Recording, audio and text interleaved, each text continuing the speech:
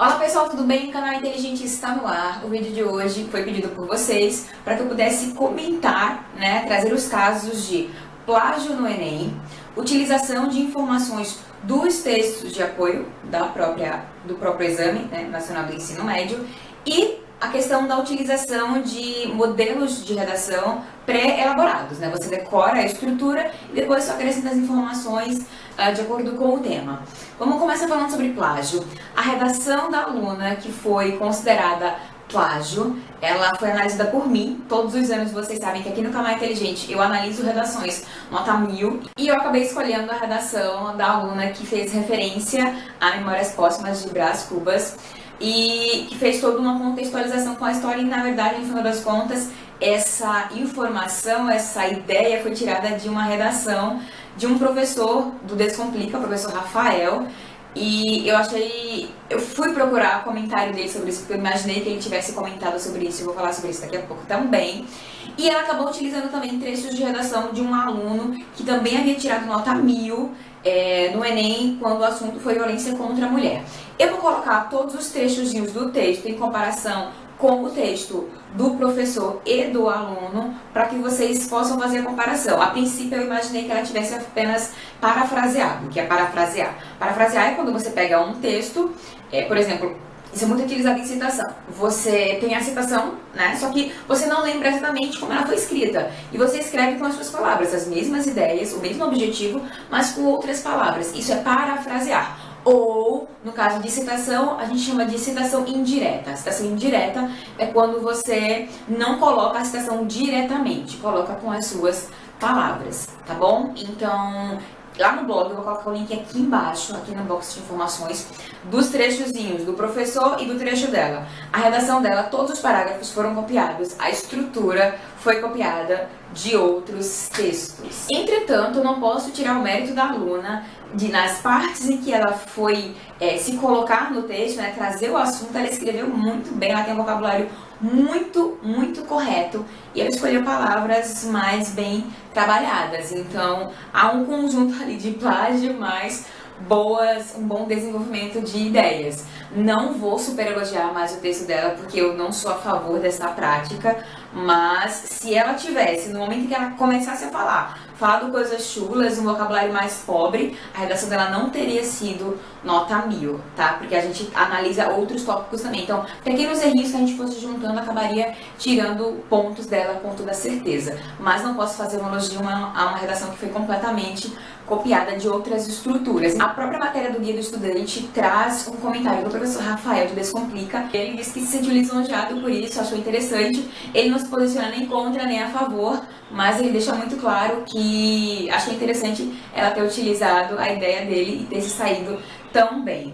Eu conversei com alguns professores, amigos meus, inclusive professores que são corretores do Enem, que foram corretores ano passado, e eles disseram que é uma prática completamente condenada, mas é muito difícil devido à grande demanda de redação, que é corrigida por todos os corretores todos os dias, centenas, que ele tem esse controle, que ele vai parar toda vez que uma redação parece suspeita. Se a redação é toda articulada, você acha que o aluno realmente tem criatividade para isso, até porque tem textos que são muito bons, mas eles também são treinados a ficarem atentos por qualquer caso que pareça estranho, de cópia mesmo, ele possa pesquisar, mas o sistema em si ele não engloba essas capacidades de pesquisa. O corretor ele pesquisa fora se ele quiser, certo? A questão número 2 é a utilização de informações dos textos de apoio. Eu já falei isso inclusive em outros vídeos meus. Em um dos vídeos, inclusive, eu falo dessa questão porque uma aluna tirou nota 1000 utilizando na introdução duas informações de dois textos de apoio e foi muito bem articulada, ela não copiou, ela utilizou informações do texto de apoio. Eu vou ler para vocês. O trecho é da Amanda Castro, que foi do Enem 2015, quando o tema foi violência contra a mulher, foi 2015, tá? A violência contra a mulher no Brasil tem apresentado aumento significativo nas últimas décadas. De acordo com o mapa da violência foi utilizado como texto de apoio, tá bom? O número de mortes por essa causa aumentou 230% no período de 1980 a 2010. Ainda física, o balanço de 2014 relatou cerca de 48% de outros tipos de violência contra a mulher, dentre eles a psicológica. Então ela pegou essas informações também de um outro texto de apoio, ela somou os outros tipos de violência e deu 48%. E acabou utilizando na introdução e tirou a nota 1000. Quem me conhece sabe de outros vídeos, eu sempre falei, não utilize informações de texto de apoio, porque parece que você não consegue criar além disso. E no final das contas, quando eu acabo puxando um pouquinho mais dos meus alunos, sempre sai um conteúdo muito bom, só que às vezes ele tem essa preguicinha de procurar lá na mente dele outras informações, outros fatos, outras questões para utilizar como argumento, só que às vezes realmente coincide de o que tem ali é o que você sabe.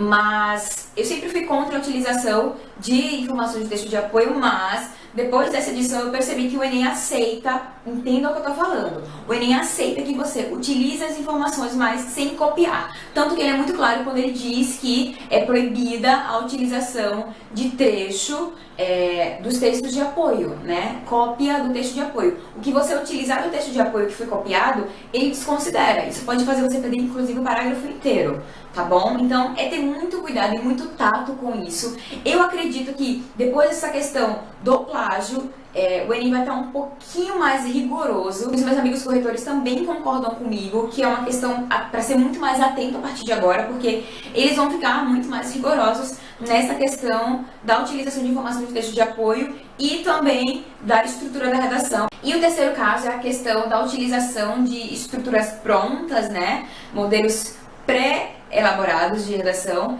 Isso tira de você sua total capacidade criativa e agora o INEP já se pronunciou e disse que vai ficar mais atento a isso, porque, na verdade, eu como corretora, eu sou corretora de redação, eu corrijo redação todo dia. Eu percebo quando o aluno está muito amarrado a uma estrutura, tem aluno que eu recebo redação que a estrutura da redação é toda igual, toda igual.